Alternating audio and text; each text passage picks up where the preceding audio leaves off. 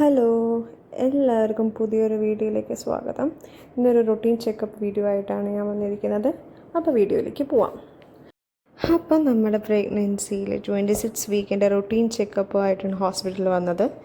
Ahalya women's and children's ഹോസ്പിറ്റലിലാണ് ഞാൻ consult ചെയ്യുന്നത്. ഡോക്ടർ ജയലക്ഷ്മി മാമാണ് എൻ്റെ ഗൈനക്കോളജിസ്റ്റ്.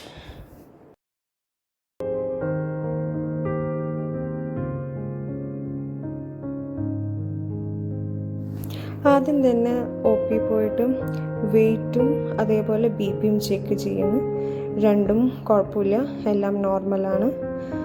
പിന്നെ ഡോക്ടറിന് വേണ്ടി നമ്മൾ വെയിറ്റ് ചെയ്യാണ്. ഇന്ന് കുറച്ച് തിരക്കുള്ള ദിവസമായിരുന്നു ഹോസ്പിറ്റലിൽ. 2-3 ഡെലിവറി കേസസിലും ഡോക്ടേഴ്സ് ബിസി ആയിരുന്നു.